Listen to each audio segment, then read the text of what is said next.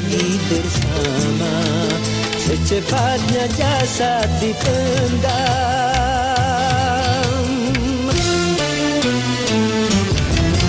secepatnya jasad dipendam, karena tak lagi dibutuhkan. Diri yang semula dipuja, kini bangkai tak berguna.